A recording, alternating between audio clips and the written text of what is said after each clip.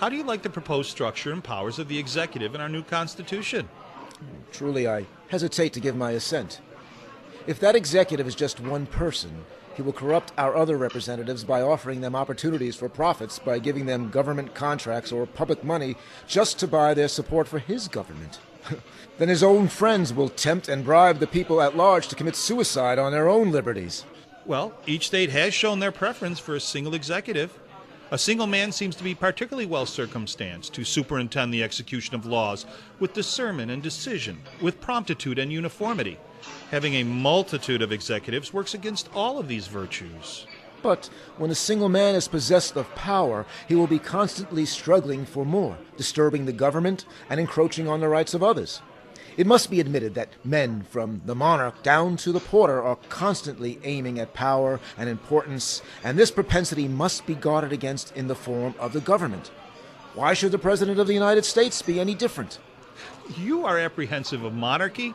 I am apprehensive of aristocracy.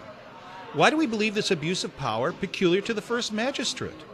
I do not see any similitude between the case of tyrants who have sprung up in the midst of wars and tumults and the case of limited executives in established governments. Executives whose powers are well ascertained and defined, and which remain by the Constitution only for a short and limited period in the hands of one man or family, constitute no invariable threat. Oh, a vigorous executive is simply inconsistent with the genius of a republican government. Energy in the executive is a leading character in the very definition of a good government.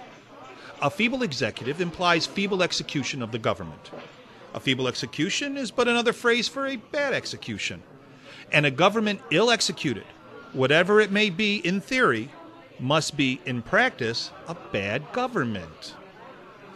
Well, I believe there is a general tendency toward a strong executive, and I am inclined to think a strong executive necessary.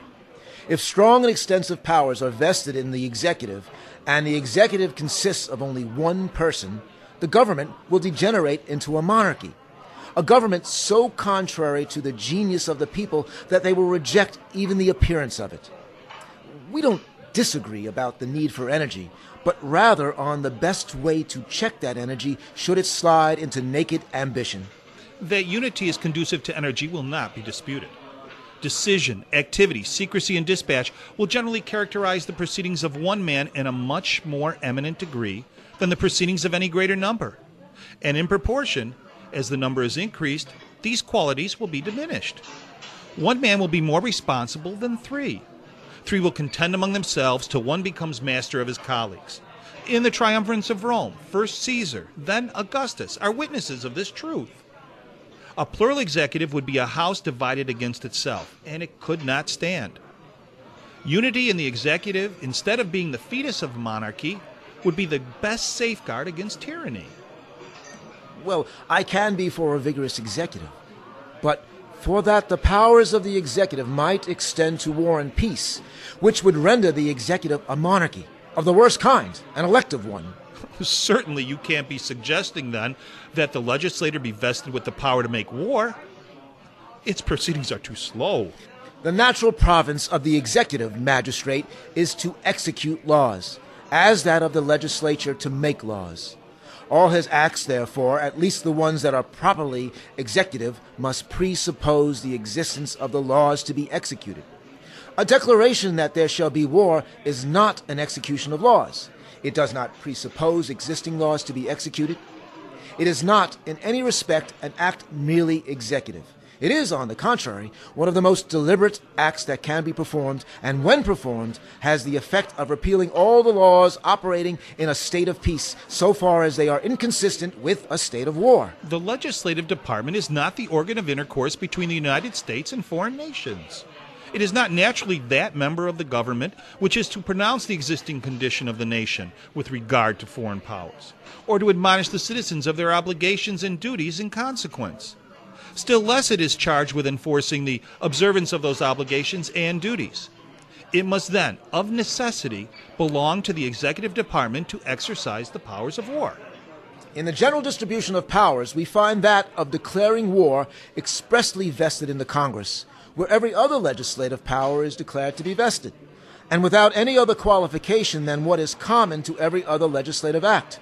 The constitutional idea of this power of declaring war would seem then to clearly be that of a legislative and not an executive nature. It is the province and the duty of the executive to preserve to the nation the blessings of peace. This power naturally includes the right of judging whether the nation is or is not under obligations to make war.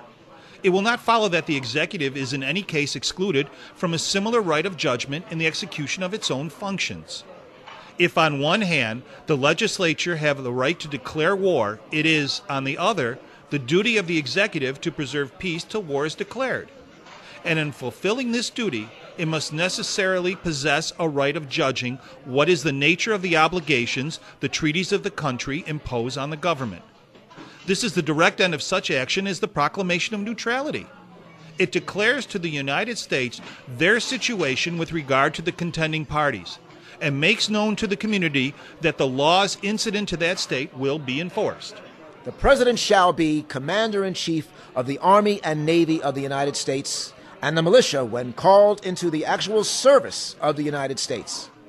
Instead of being analogous to the power of declaring war, this example affords a striking illustration of the incompatibility of the two powers in the same hands. Those who are to conduct a war cannot, in the nature of things, be proper or safe judges whether a war ought to be commenced, continued, or concluded. Thus it appears that by whatever standard we try this doctrine, it must be condemned as no less vicious in theory than it would be dangerous in practice. It is countenanced neither by the writers on law, nor by the nature of the powers themselves, nor by any general arrangements, particular expressions, or plausible analogies to be found in the Constitution.